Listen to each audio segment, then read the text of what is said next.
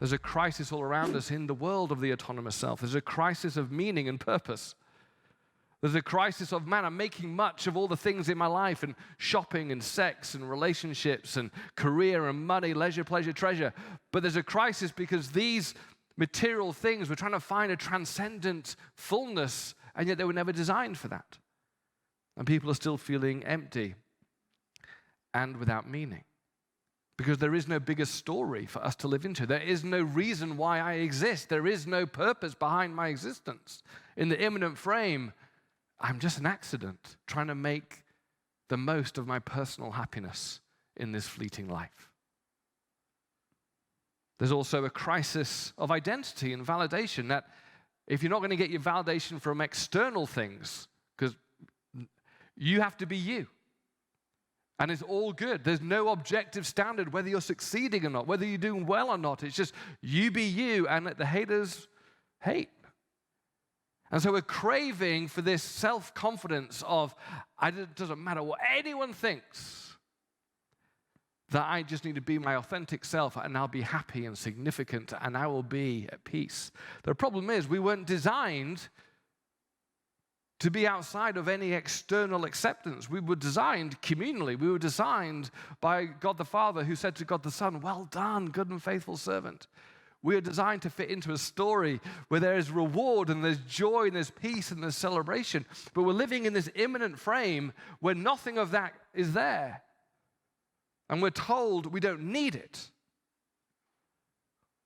And yet what do we find ourselves doing is craving it and betraying our authenticity in order to get it. And so we have this thing called social media, that we will be our most unauthentic self to get the most likes from other people. We'll betray our very philosophical ideology of you be you and it doesn't matter what anybody thinks. And yet social media is exactly the opposite.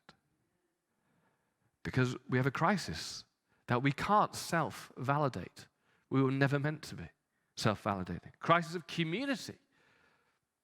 If we're all living in these immanent frames, that we've grown up in these immanent frames where muscle memory is about making much of us, pursuing our own happiness, having friendships that are utilitarian around what they'll do for me, then when a rubber hits the road, when bumps inevitably happen with relationships, we have no means to survive the bump in the road.